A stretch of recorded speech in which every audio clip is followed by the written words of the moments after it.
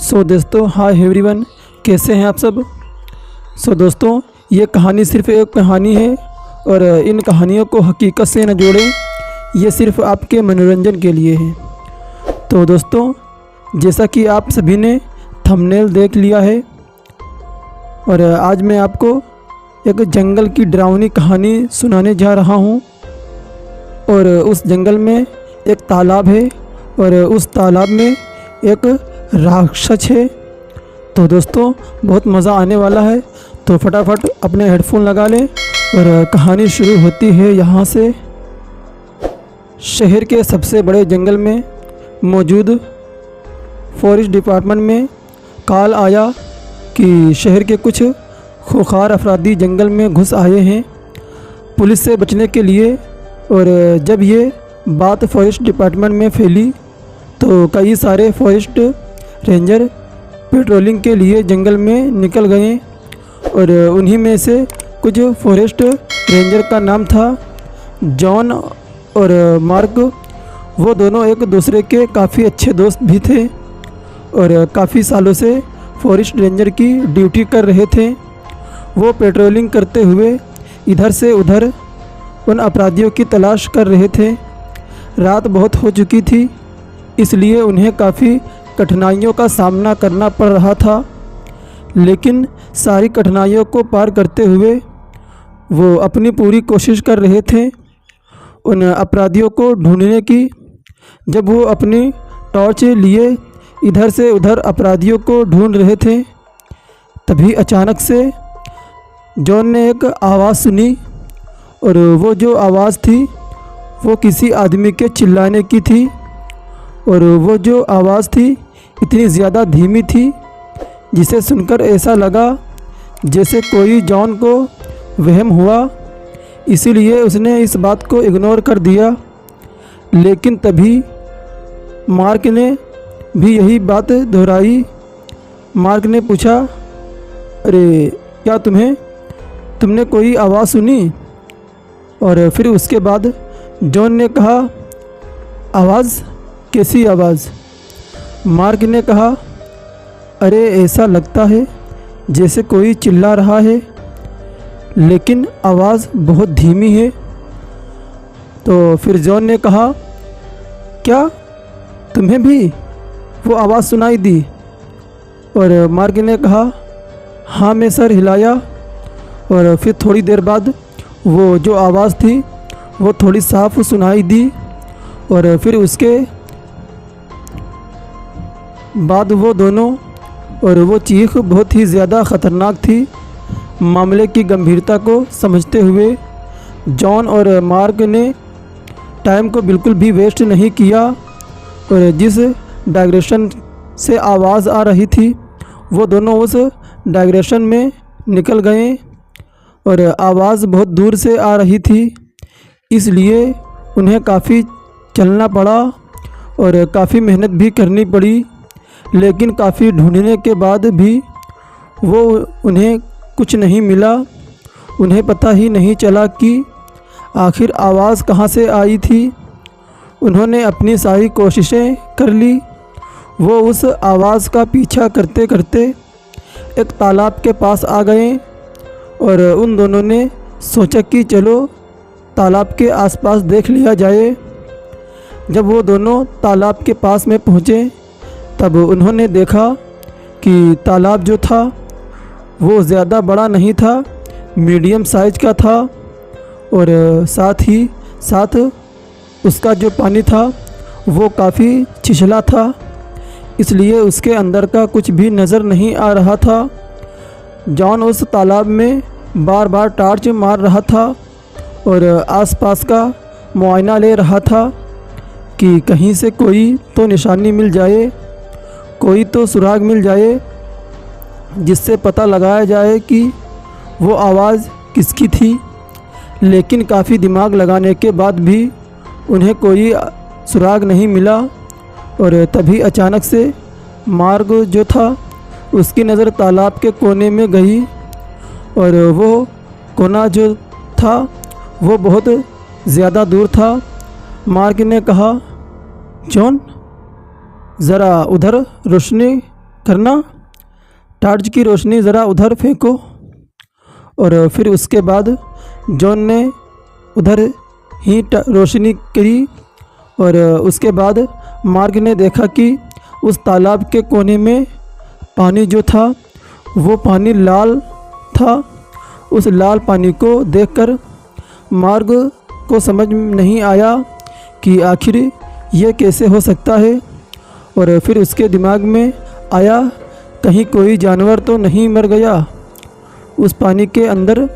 Mark ने John से कहा, अरे क्या तुम्हें वो लाल पानी नज़र आ रहा है? और फिर मार्क ने जॉन से जब पूछा तो उसने जवाब दिया, हाँ मुझे नज़र तो आ रहा है, हमें वहाँ पर एक बार चलकर देखना चाहिए।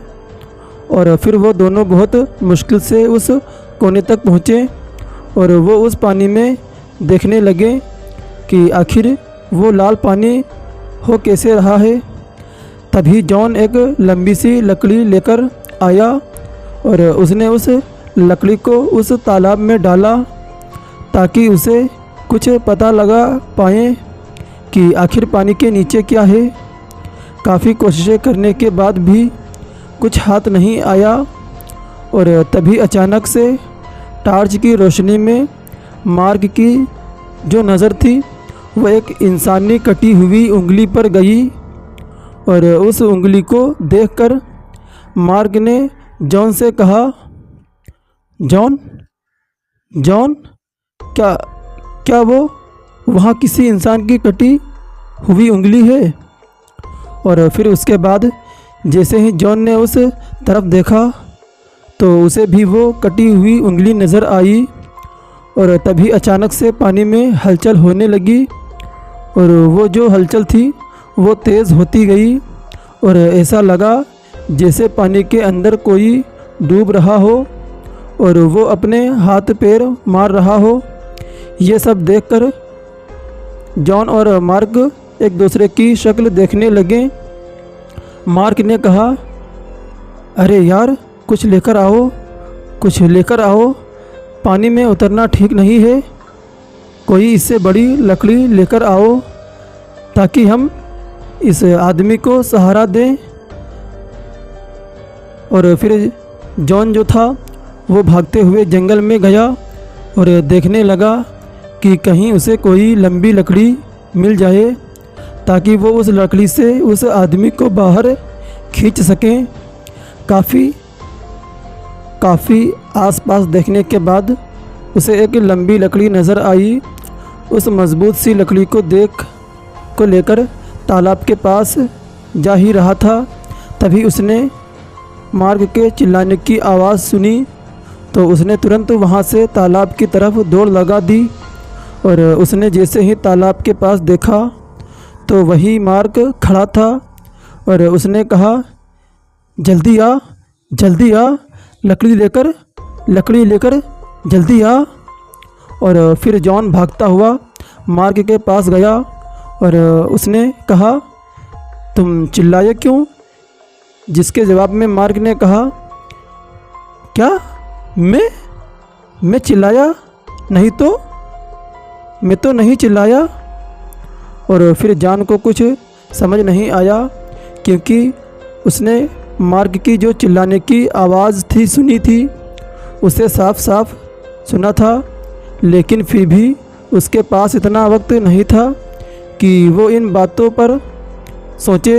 इसलिए उसने जो आदमी था वो आदमी डूब रहा था उसकी जान बचाने की पहले सोची। तभी वो जो आदमी था जो पानी में डूब रहा था वो अचानक से पानी के नीचे कहीं गायब सा हो गया।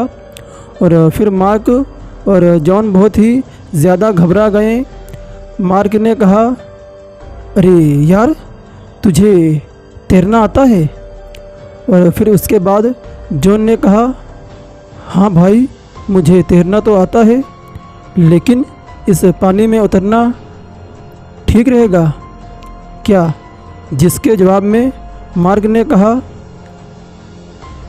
भाई अभी कुछ मत सोच, अभी तू बस पानी में कूद जा, पानी में मैं तेरी सुरक्षा करूँगा। चिंता मत कर, मेरे पास गन है, कुछ भी गड़बड़ होने पर मैं तुरंत एक्शन लूँगा। और फिर जॉन ने मार्क के ऊपर भरोसा किया, क्योंकि वो काफ़ी सालों से पुराने दोस्त थे। इसलिए बिना कुछ सोचे समझे ही जॉन पानी में कूद गया।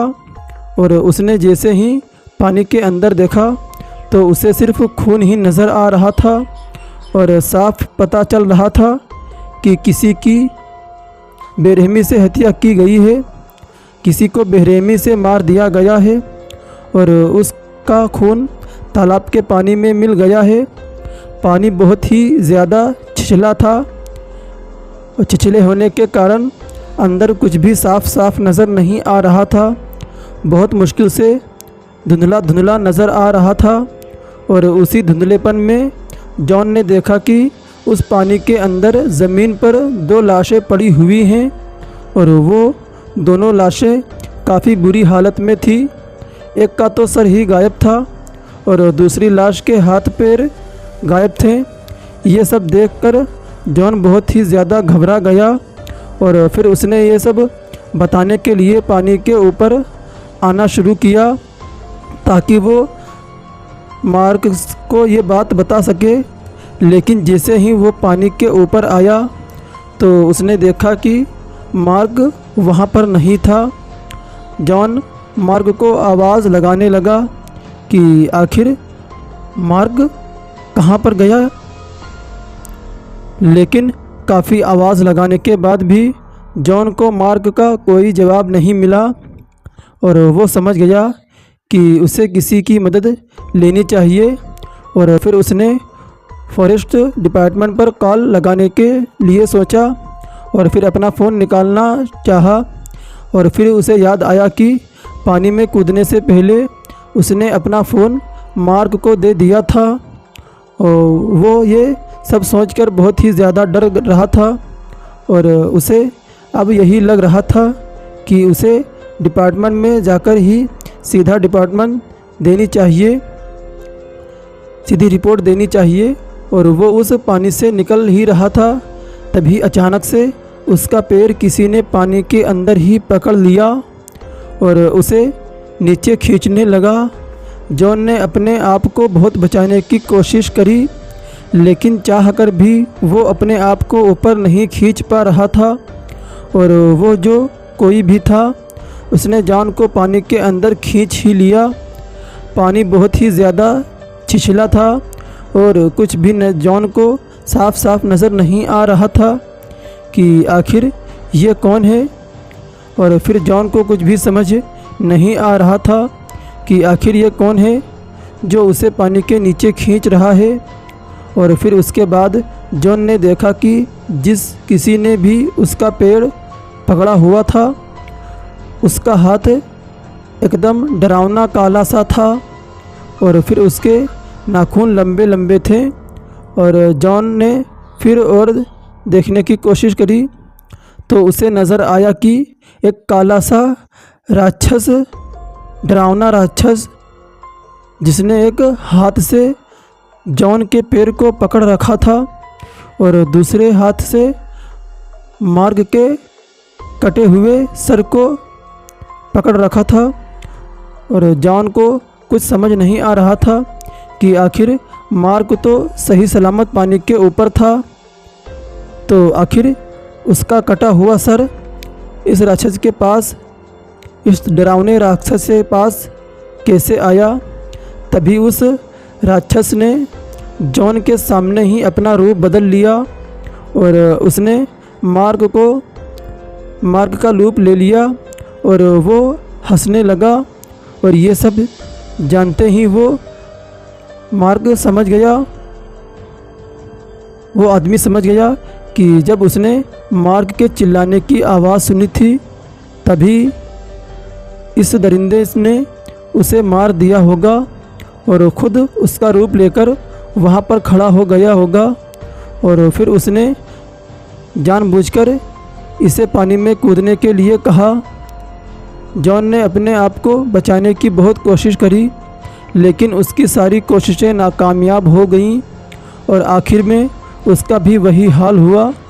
उस दरिंदे ने जॉन की जो टांग थी वो टांग को पकड़ा और बीच में से जॉन की टांग को 2 टुकड़े में बांट दिया और जॉन के खून से वो जो तालाब था जिसका सिर्फ एक कोना लाल था, और अब जॉन और मार्क के खून से वो जो पूरा तालाब था वो लाल सा हो गया। और फिर उसके बाद उस दरिंदे ने मार्क और जॉन की लाश को खा लिया।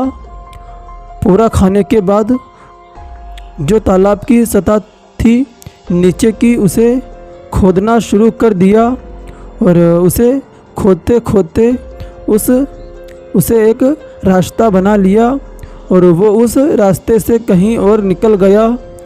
और दोस्तों कहते हैं कि आज भी वह राक्षस छोटे छोटे तालाबों में जाकर बैठता है और रात के वक्त किसी शिकार का इंतज़ार करता है। तो दोस्तों आज की थी ये कहानी और मुझे पूरी उम्मीद है कि आप सभी को सुनने में बहुत मज़ा आया होगा। तो इसी तरह की डरावनी कहानियाँ सुनने के लिए हमारे चैनल को सब्सक्राइब करें और बेल आइकन को भी दबाइए ताकि हमारी जो नई वीडियो अपलोड हो सबसे पहले आप तक नोटिफिकेशन पहुंच सकें। फिर आपसे मुलाकात होगी दूसरी वीडियो में, तब तक के लिए गुड नाइट।